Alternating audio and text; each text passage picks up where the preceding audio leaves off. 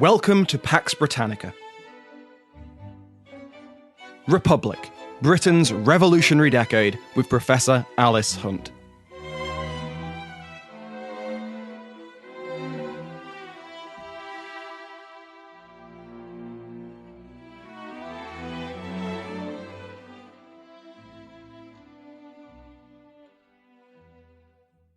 Welcome back to Pax Britannica with me, Dr. Samuel Hume.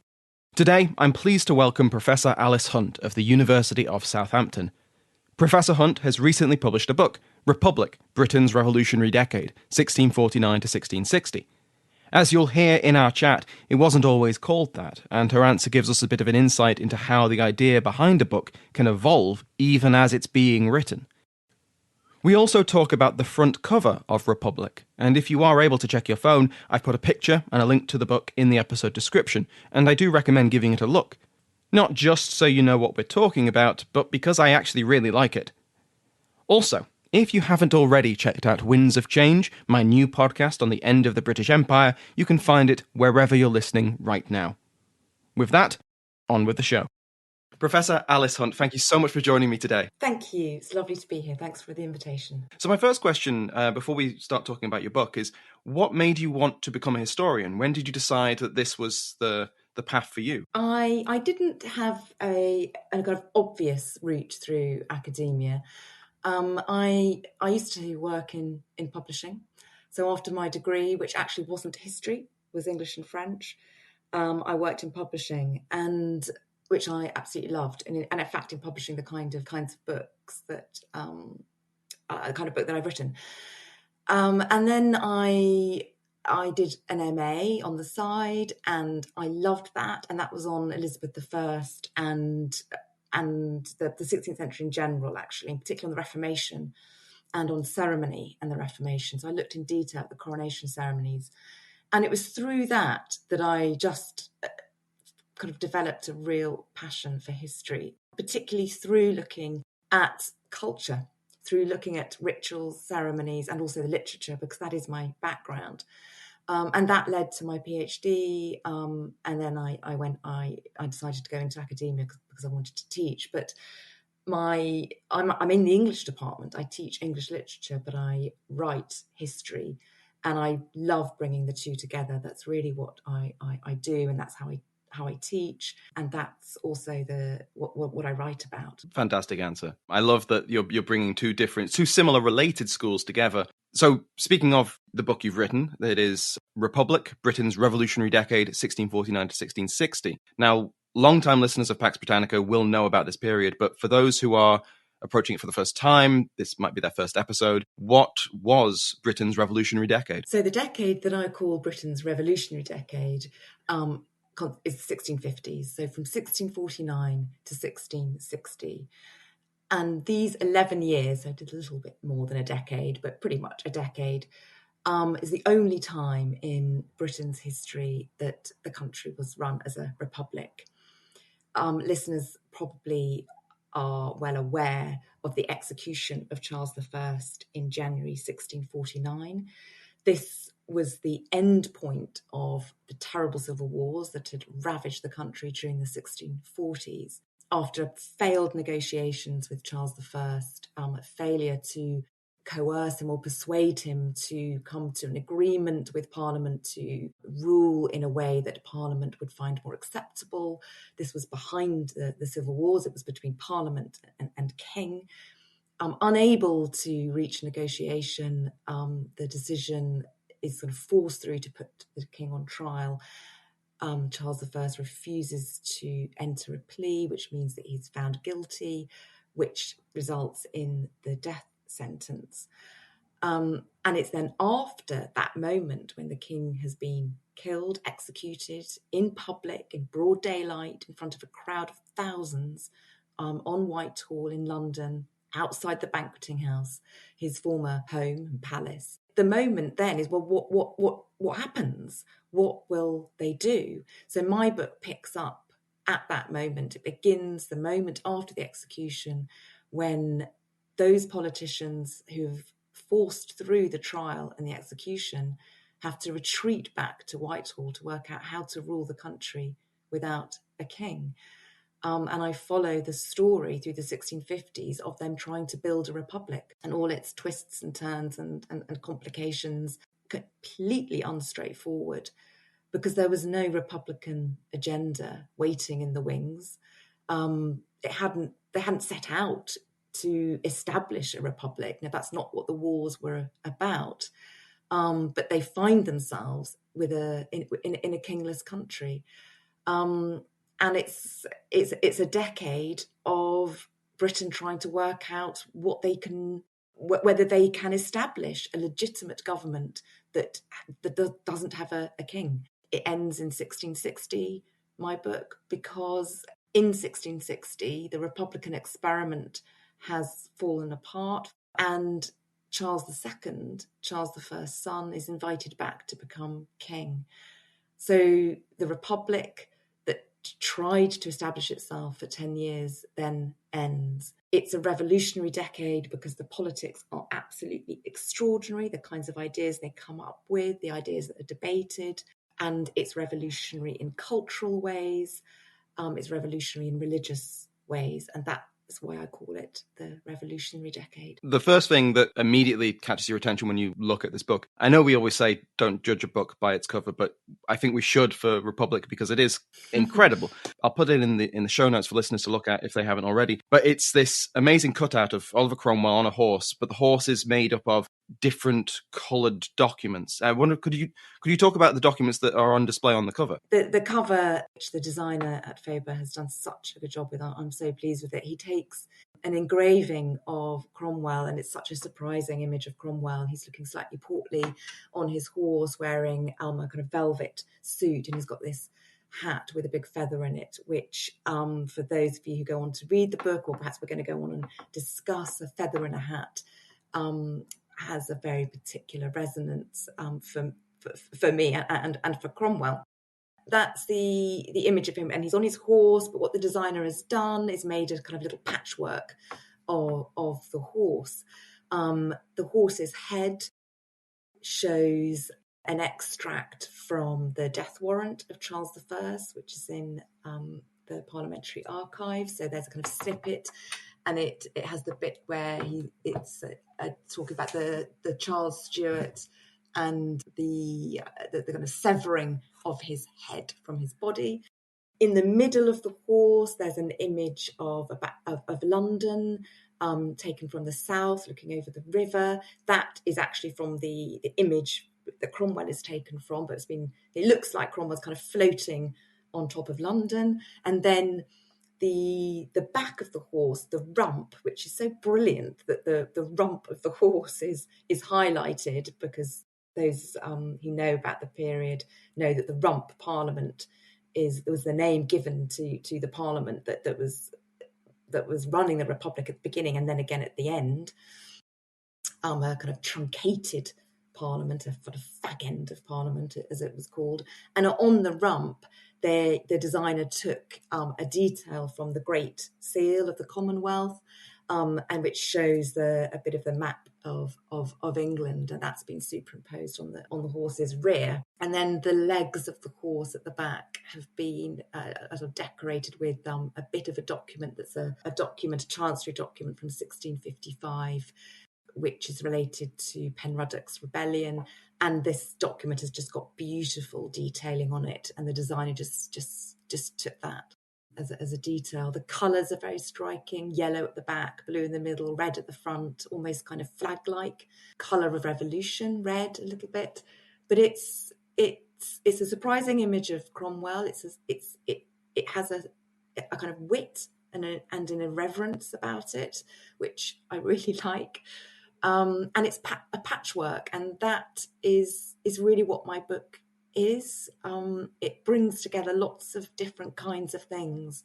It tells the political story, but it also tells the cultural story, and each chapter kind of moves between different episodes, and so it's a really, really, well, for me perfect image for the book. It really is incredibly striking. I want to linger a little bit on the behind the scenes of this a little bit, because when I was preparing for this interview, I came across what I think was an earlier working title of the book. It was England's Republic, The Lost Decade, 1649 to 1660. On release, it's Republic, Britain's Revolutionary Decade. Was this just a marketing or a cosmetic change brought in by Faber and Faber? Or does it represent a change in not necessarily focus, but when you had the final book, did you feel like the old title didn't quite fit it? That's such an interesting question. You've really done your research there, because for a long time, right from the beginning, it was England's Republic. It was the kind of working title, but I then just kind of kept it because it just seemed to me that that's what it was. It was England's Republic. England put the king on trial and executed the king, and England established a republic and forced it on Ireland and Scotland. But then when we were actually having to really finalise the title, I thought, well, perhaps I'd like something a bit more lyrical.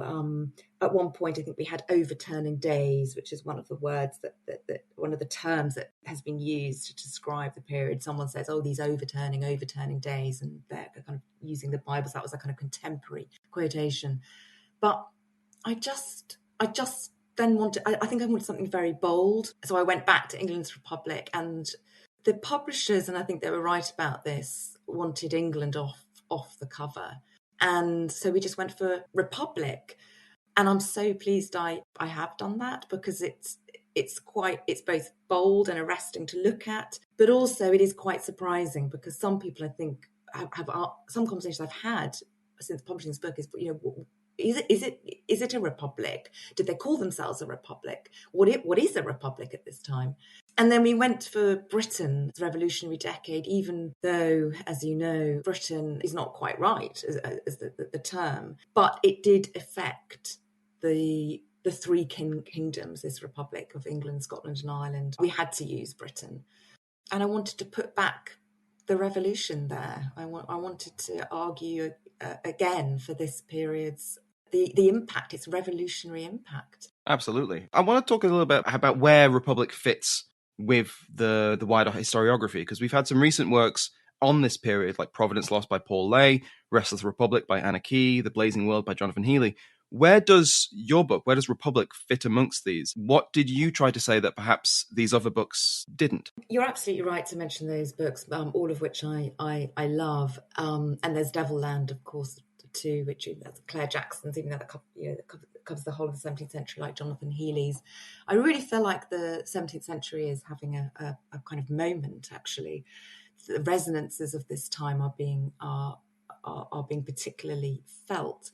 Paul Lay's, which focuses on the Protectorate, particularly 1653 to 1658, whereas my book, I wanted to cover the whole period, so from the moment that it was a republic, or it establishes a free state and a commonwealth before it becomes a protectorate under Oliver Cromwell, and then back to being a republic at the end when Cromwell dies and his son has to abdicate and the protectorate falls apart. It returns to being a republic or free state before the Restoration. So I wanted to cover the whole period.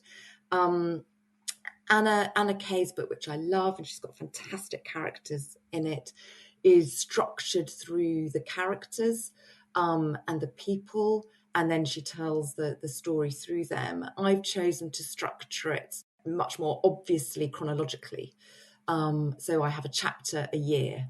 And I did that because I wanted to know exactly where I was. I find this period is so confusing. I just wanted to begin at the beginning and go through. But I also am telling the story like a kind of biography. I call it a biography of a decade. And it really is like a life. The Republic is a kind of character in my book. And has a life, it's brought into being in very difficult circumstances, illegitimate really at the beginning, brought about by a purged parliament, not a fully representative parliament. Then it morphs, it changes in the protectorate. Then it changes again in 1657 when the protectorate has a new constitution to underpin it. Then it reverts to how it used to be, being the republic right at the end, and then it dies. So it has this kind of story of a life which I wanted to trace. And I think the other thing I do, which I just can't help myself doing because I love the literature from the period, is I bring in a lot of the literature and a lot of, I tell the political story, but alongside the writers and poets and thinkers, the scientists, the artists, the sort of cultural life that was running alongside the extremely dramatic and exciting political story. I wanted to ask you what kind of sources you use. Your answer just then kind of hints at that, I think. I read a lot of the poetry, Andrew Marvell, Milton's Paradise Lost, a lot of Milton's prose, of course, as well, his political prose, his political tracts, which are so powerful and radical and significant for this period. I spent ages looking at paintings and looking at cultural artefacts and objects. But the sources for the history are sources, news books, of course, hundreds of news books which are being published, pamphlets, state papers, the House of Commons journals, the state papers of John Thurlow, who was Oliver Cromwell's Secretary of State. I use ambassadors' accounts for their records, diaries by ordinary people like Ralph Jocelyn, who's a clergyman from Essex who writes a diary. I just loved his diary. John Evelyn, a royalist who comes back and becomes a very famous horticulturist. His diary is absolutely brilliant. Bulstrode Whitelock, who's a kind of ally and a confidant of Oliver Cromwell.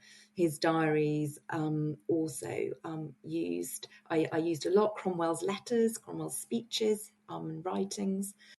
All the sources which historians have always used, and I've gone back to thousands of pamphlets, but I was always reading at the same time other less obvious historical sources, such as poetry of Margaret Cavendish. I've mentioned Andrew Marvell, Lucy Hutchinson. So women writing as well, Quaker writings. Oh, just so many sources. That's why it took me so long to write. That sounds amazing. That sounds really good. I adore Margaret Cavendish. She's such an interesting, fascinating figure. She really is, and it's these moments that I love. So in 1653, Margaret Cavendish, who is married to the future Duke of Newcastle, is in exile. And she's has fled, and their estates, her family's estates, have been sequestered and seized for money. But she comes back from exile in 1653 and visits the committee for compounding to see if she can buy back some of her family estates, pay a fine, and have them back and live in them again. And it doesn't work for her. But while she's in London, she publishes her first volume of poems and fancies, and she meets up with a whole load of people who she knows who are there. Thomas Hobbes, for example, someone she knows who has come back from exile and also living in London. The great philosopher, whose book Leviathan, of course, was another source that I used. Leviathan, his work of political philosophy, which was published in 1651 and in response to the execution of Charles I. And she's quite an eccentric character, Margaret Cavendish, but she's so important. I mean, she's the first widely published English female author, and she writes about everything. She writes about women, and she writes about bodies, and she writes about science, and she writes about writing and being a female author. Really, really significant figure for the period, and not particularly well known.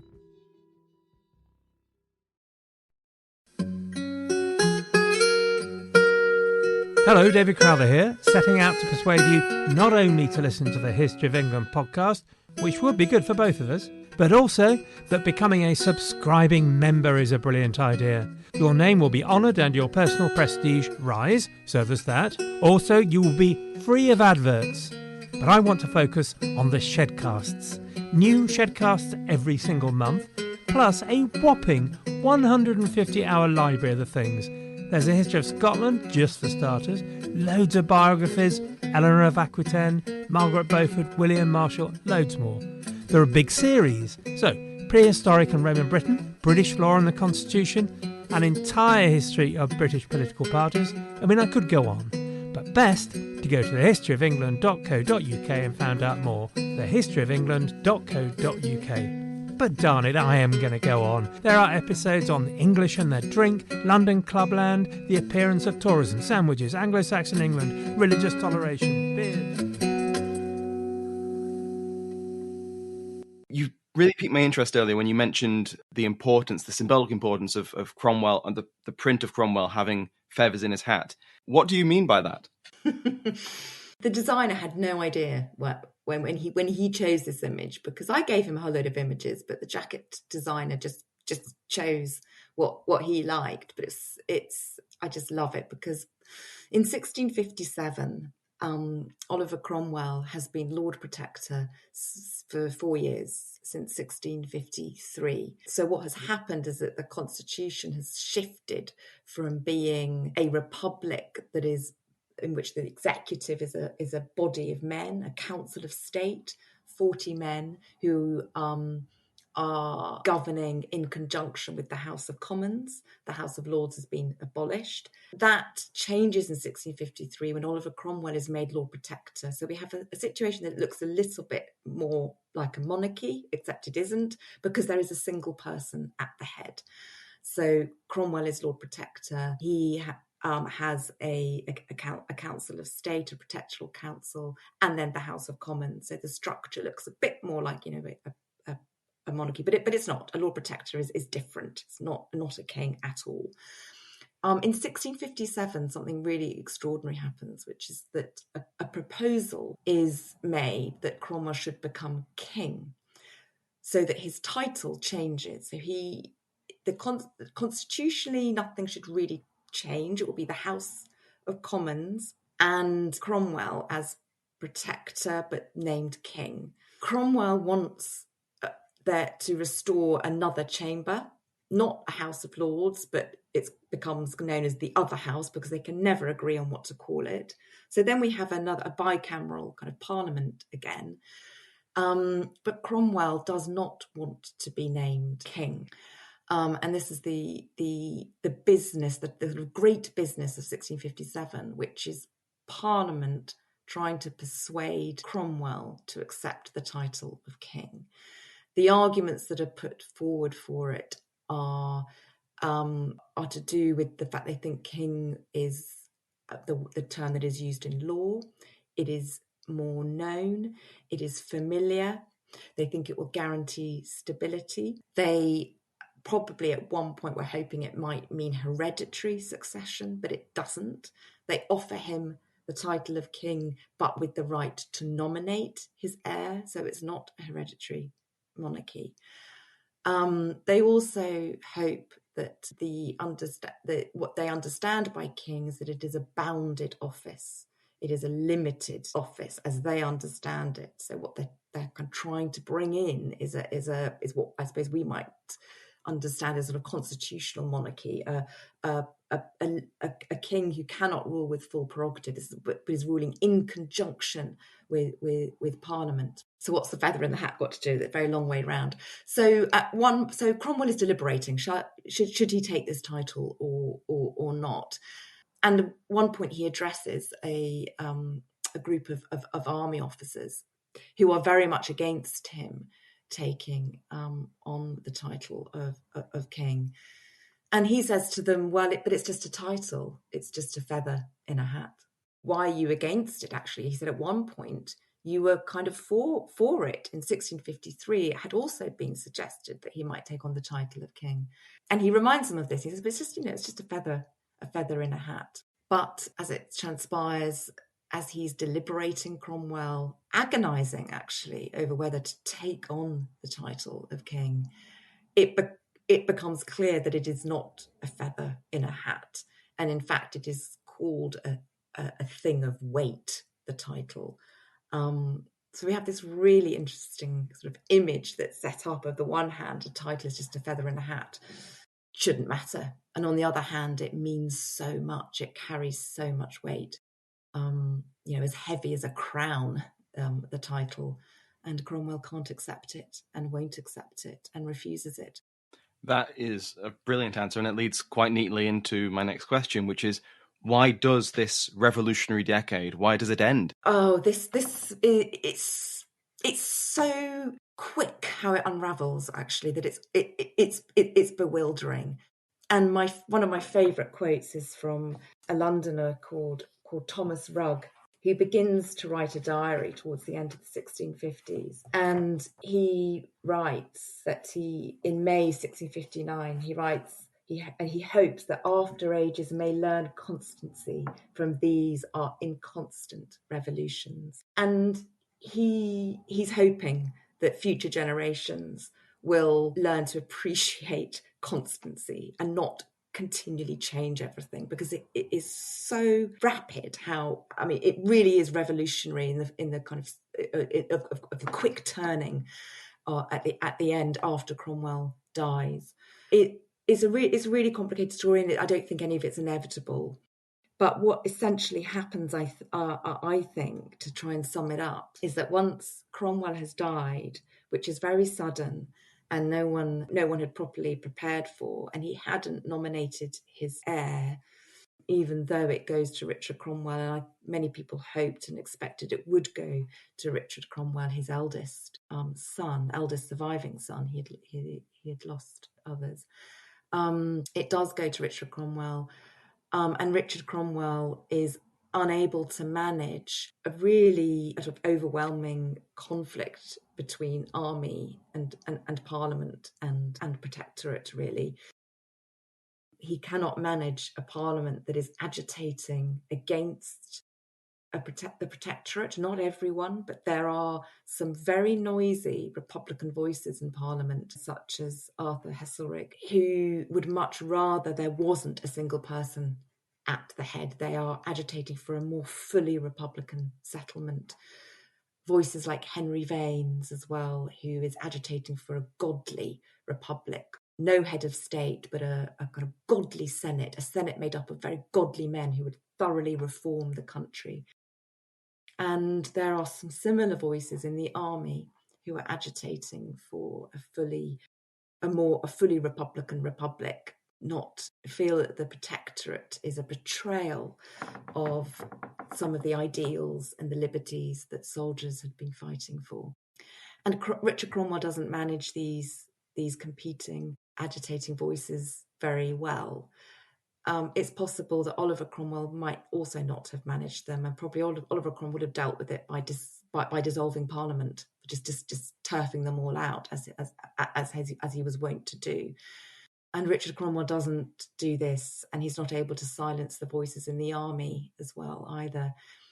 And so he's forced to abdicate. And then we have a bewildering year where we're back at the beginning, where the Rump Parliament is restored, and they still can't decide what kind of republic to be. And the Rump Parliament has always suffered for being so illegitimate, for not being fully representative, for only representing those MPs that would agree to put through the act that would put the king on trial way back in 1648, 1649. And it implodes. The Rump Parliament is restored. Then John Lambert, an army officer, very powerful actually army officer, and a very constitutionally minded man, but he then kicks out the Rump Parliament, gets cross with them. Rump Parliament is then restored again. And it's so bewildering. I think by the end of the year, end of 1659, people just want a stable parliament. And this is what they call for, a full and free parliament. And they petition General George Monk, who comes down from Scotland, for this full and free parliament. And it's a full and free parliament that then vote back monarchy. Wasn't necessarily guaranteed that they would, but it was certainly a possibility that a full parliament that represented a wider spread of people and that called back MPs who never wanted the king to be put on trial. It was possible that they would call back the monarchy. But it really is like a kind of house of cards in 1659, everything just kind of falls apart. and it's very difficult to explain exactly what it was that tipped it, but it's like a perfect storm. I think that's a brilliant way to sum it up, just a perfect storm. Which part of the book was your favourite to write? That's a really good question. Well, I really enjoyed writing about the offer of the crown in 1657, and I go into quite a lot of detail about the debates both in Parliament, where they're deciding whether to agree to offer him the crown, and then the really sort of back at the to and fro, the back and forth between Cromwell and a specially appointed committee, some of whom are called kinglings, who are trying to persuade him to offer the crown. I found eavesdropping on these debates absolutely fascinating. The way that these men are, because there's mostly men, of course, at this time, who are really trying to think hard about what legitimate government should be like, and really trying to justify what stability should look like and could be like. I really loved all that. The chapter that I particularly enjoyed writing is the chapter before that, 1656, where I write about the Dutch rabbi, the rabbi from Amsterdam, Manasseh ben Israel, who comes over to petition the Council of State to allow Jews to live and worship freely in England again.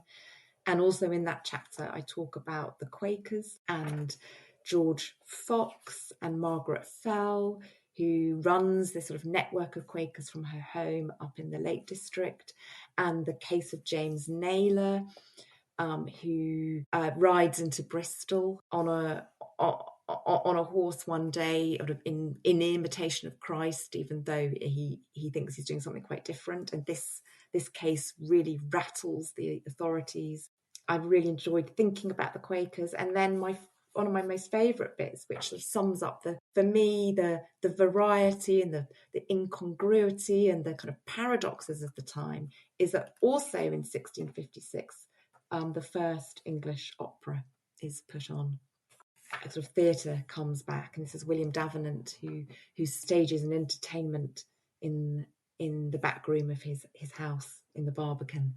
How brilliant is that to move from thinking about the Jews to the Quakers up in the Lake District, moving all over the country, to then the beginnings of a different art form. That's an incredible year, a revolutionary year, some might say. Just to bring this conversation to an end, I'd like to ask you a final question. What is one thing that you wish that more people knew about Britain's revolutionary decade? Another good question. The one thing that I wish people knew. I wish that they knew how innovative it was, how dynamic it was.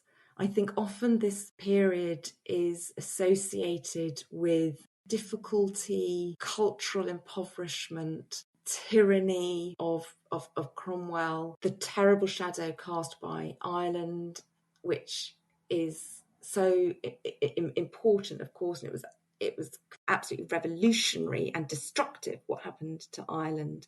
But I really would like that to be put alongside the kind of feverishness of the ideas that were circulating at this time.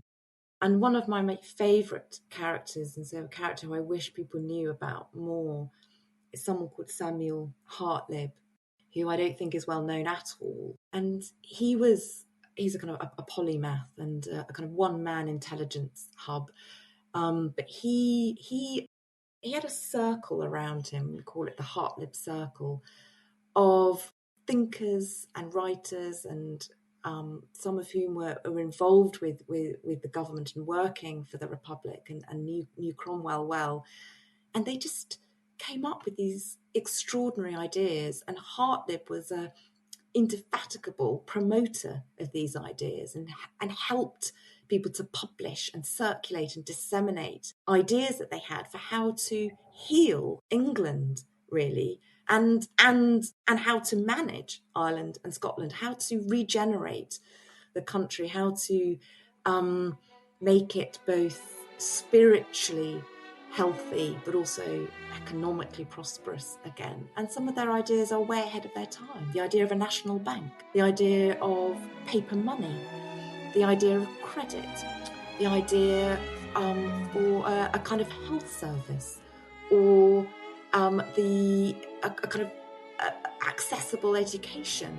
But absolutely brilliant ideas, and he was taken seriously, Samuel Hartlib, and paid a pension by Cromwell to amass and circulate some of these ideas, and that is as much part of the story of this decade as everything else. And I think it's been this side of it has been sort of overshadowed by the fact that it failed, it didn't work, by the division that a figure like Cromwell has caused. Actually, you either loathe him or you love him. That is an incredible answer. And Professor Alice Hunt, thank you so much for your time today. Thank you. I've really enjoyed it. Thank you for your questions. Thanks again to Professor Hunt for taking the time to come on the show.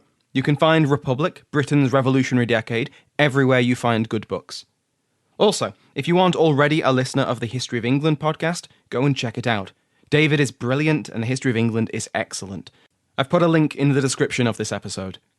Thanks once again to Professor Hunt, to my entire Patreon House of Lords, and to you for listening.